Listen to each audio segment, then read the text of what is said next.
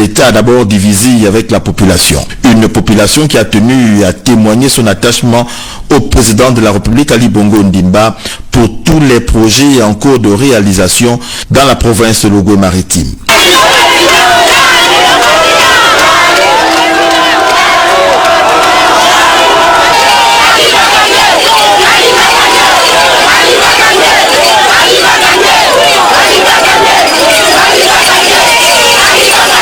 Quatre temps forts ont marqué cette cérémonie: les discours du maire de la commune de Port-Gentil, celui du directeur général de Total, ensuite le discours du ministre des Transports et enfin la visite guidée du chef de l'État Ali Bongo Ondimba. Les travaux ont consisté à l'allongement de la piste d'atterrissage de 1900 mètres à 2600 mètres, la construction d'un aérogare de 5600 mètres carrés. L'ancien pavillon présidentiel a été démoli.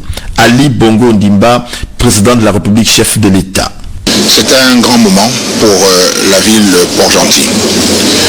Aujourd'hui, avec cet aéroport et tout ce qui va suivre, nous pouvons réellement dire que Port-Gentil, notre capitale économique, va être ouverte sur le monde, connectée sur le monde entier. D'abord, il faut dire que nous faisons des efforts et nous allons continuer des efforts importants pour que les infrastructures portuaires de Port-Gentil se développent.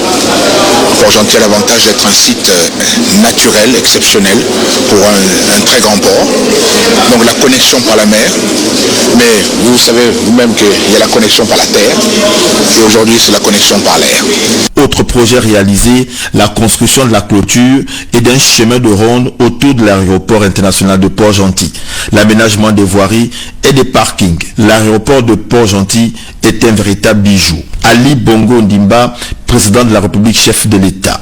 Les efforts de diversification vont se poursuivre et ce joyau que nous inaugurons aujourd'hui est un élément important de desserte pour la ville de Port-Gentil en matière commerciale, passagers et même fret aussi. Construit pour un double objectif à la demande des dessertes des vols internationaux et le développement de l'activité régionale, l'aéroport international de Port-Gentil qui vient de voir le jour est l'aboutissement des conclusions du premier conseil des ministres délocalisés tenu en mars 2010 dans la localité.